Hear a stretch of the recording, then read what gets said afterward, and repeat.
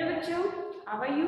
बच्चों, आज हम प्रतिभा में पाठ 3 भीमराव की कमीज का वाचन करेंगे। इस पाठ को पढ़ेंगे। पाठ को पढ़ने से पहले मैं इस पाठ का परिचय आपको देती हूँ। इस पाठ में क्या है बच्चों, बहुत ही इंटरेस्टिंग पाठ है। हम कपड़े पहनते हैं ना, हम सभी कपड़े पहनते हैं। वो कपड़े किसके द्वारा बनते हैं, ये इस चित्र कथा में बताया गया है। भीमराव की कमीज, कमीज का अर्थ होता है शर्ट, है ना। भीमराव नाम का एक लड़का था जिसकी कमीज फट जाती है और वह अपनी नई कमीज को कैसे बनवाता है, ये इस चित्र कथा में दिया गया है। और हमें यह भी बताया गया है कि मिलजुल कर काम करने से काम आसान हो जाता है। और कपड़ा कैसे तैयार होता है यह भी हमें पता चलेगा। तो दो बातें हमें पता चल रही है कि कपड़ा किससे बनता है, और दूसरी बात कि अगर मिलजुल कर किसी काम को करें तो काम ऐसे हो जाता है फटाक से, है ना। तो यह इस पाठ का परिचय था और अब हम इस बहुत ही इंटरेस्टिंग चित्र कथा को पढ़ेंगे। टेक आउट योर बुक्स और पाठ 3 भीमराव की कमीज।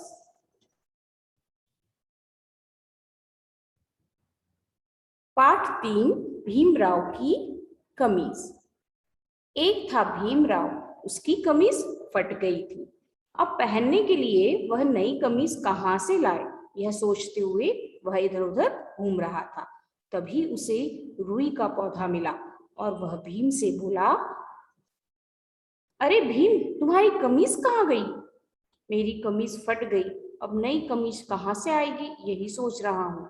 अरे भाई, तुम मेरी रुई ले जाओ ना, उसकी कताई बुनाई करके कमीज बना लेना। रुई के पौधे ने भीम को रुई दे दी। अरे वाह, अब मैं इस रुई से नई कमीज बनाऊंगा। भीम रुई को लेकर चला। रास्ते में एक मकड़ी जाल बुन रही थी। भीम को देखकर बोली, भीम भाई, यू बिना कमीज के कहाँ जा रहे हो, और तुमने यह हाथ में क्या पकड़ रखा है? मेरी कमीज तो फट गई, रुई के पौधे ने रुई दी है, इसकी कताई बुनाई करके कपड़ा बनाऊंगा, तब मेरी माँ नई कमीज बनाएगी। अब जब उसकी कमीज फट जाती है तो रुई का पौधा पूछता है कि भाई तुम्हारी कमीज कहाँ गई? तो कहता है कि भाई कमीज कहाँ से लाऊं, यही सोच रहा हूँ, वो तो फट गई। तो रुई कहती है कि मेरी रुई ले जाओ मुझसे और उसकी कताई बुनाई करके और कमीज बना लेना। तो बच्चों, सबसे पहले हमें क्या पता चला कि कपड़ा किससे बनता है? रुई से बनता है ना। सबसे पहली चीज क्या चाहिए कपड़ा बनाने के लिए? रुई चाहिए। उसके बाद उसकी कटाई बुनाई करनी होती है। तो रुई के पौधे से जब रुई लेकर भीमराव आगे बढ़ता है तो उसे कौन मिलता है? मकड़ी, है ना। अब पास में बैठी एक बया इन दोनों की बातें सुनकर बोली, लाओ भीम भाई, तुम्हारी कमीज सिलने का काम मैं कर देती हूँ। बच्चों, आपने बया चिड़िया के बारे में सुना होगा। उसका घोंसला बहुत सुंदर होता है ना। बया का घोंसला लोग अपने घरों में सुंदरता के लिए आकर्षक, बहुत ही आकर्षक होता है, दिखने में बहुत सुंदर होता है। कि वो कैसे बनाती है ना, जैसे टेलर बर्ड होती है ना, जो जैसे टेलर सिलाई करता है ना, वैसे वो अपने पूरे घोंसले का एक एक तिनका इस तरह से बुनती है कि समझ नहीं आता इतना सुंदर घोंसला कैसे बना लेती है ना। तो बया का घोंसला बहुत सुंदर होता है। तो बया कहती है, बया चिड़िया इन दोनों की बातें सुनती है और कहती है कि लाओ, मैं तुम्हारी कमीज सिल देती हूँ। अब मकड़ी ने उसकी कताई बुनाई करके, है ना, उसे तैयार किया। तो बया कहती है कि लाओ, मैं कमीज सिल देती हूँ, है ना। अच्छी बात है। बया ने मकड़ी के जाल से धागा बनाया और अपनी चोंच से छेद बनाकर फटाफट कमीज सिलने लगी। अब भीम की कमीज तैयार हो गई। धन्यवाद दोस्तों।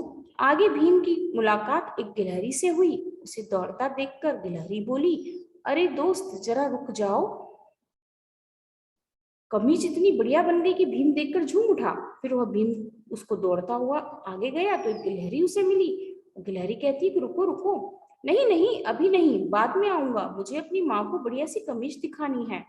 भीम ने रुई से कमीज तक की पूरी कहानी गिलहरी को सुनाई। यह सुनकर गिलहरी बोली, तब तो भीम भाई जरा रुक जाओ, मैं तुम्हारी कमीज पर अच्छा सा डिजाइन बना दूं। बोले ठीक है। गिलहरी ने फूलों से तरह तरह के रंग लिए, अपनी पूंछ की कूंची बनाई, कूंची यानी ब्रश, और कमीज पर सुंदर डिजाइन बनाने लगी। सुंदर सी कमीज देखकर भीम खुशी से नाच उठा और कमीज पहनकर माँ के पास पहुंच गया। माँ माँ, मेरी कमीज तो देखो, बताओ तो, है ना बढ़िया? वाह बेटा, इतनी सुंदर कमीज कहाँ से आई? माँ, यह सुंदर कमीज तो रुई के पौधे, मकड़ी, चूहे, बया और गिलहरी ने मिलकर बनाई है। किस किसने मिलकर बनाई थी बच्चों? रुई ने, पहले रुई के पौधे ने रुई दी, फिर मकड़ी ने उसकी कटाई करी, फिर चूहे ने उसकी सिलाई करी, फिर बया है ना, चूहे ने उसकी कटाई करी, और बया ने उसकी सिलाई करी, और गिलहरी ने उस पर डिजाइन बनाई, है ना। तो इस तरह सभी ने मिलकर भीमराव की कमीज को तैयार किया। देखो बेटा, माँ क्या कहती है, देखो बेटा, किसी भी काम को मिलकर करो तो ऐसे ही बढ़िया काम होता है। तो बच्चों, कोई काम मिलकर करने से ज्यादा अच्छा होता है, ज्यादा आसानी से हो जाता है ना। यह संदेश हमें इस कहानी से मिलता है। तो देखा आपने कैसे भीमराव की कमीज तैयार होती है। सबसे पहले रुई का पौधा रुई देता है, फिर मकड़ी उसकी कटाई करती है, फिर चूहा उसकी कटिंग करता है, बया सिलाई करती है, गिलहरी उस पर डिजाइन बनाती है ना। और फिर भीमराव अपनी कमीज को उस भीमराव की कमीज तैयार हो जाती है और वह उसे पहन लेता है। तो इतनी अच्छी कहानी थी बच्चों कि कपड़ा ऐसे तैयार होता है। कैसे? रुई से। पहले रुई ली जाती है, फिर रुई से कपड़े, रुई को अच्छे से बहुत काटा जाता है, उसे एक जैसा किया जाता है, उसका कपड़ा बनाया जाता है ना। फिर उस कपड़े की कटिंग की जाती है, फिर कटिंग को सिला जाता है, और सिलने के बाद फिर उस पर डिजाइन होता है ना, और डिजाइन बना के फिर कपड़ा तैयार हो जाता है ना। तो इस तरह से कपड़ा तैयार होता है। इसके शब्दार्थ आपको करना है बच्चों कॉपी में। सुंदर, खूबसूरत, फटाफट, जल्दी से, मुलाकात, भेंट, किसी से मिलना, ऊंची, ब्रश, तुलिका, माँ, माता, बढ़िया, खूब अच्छा। ये शब्दार्थ आपको कॉपी में लिखना है। और वाचन श्रुतलेख, श्रुतलेख में आप क्या लिखेंगे?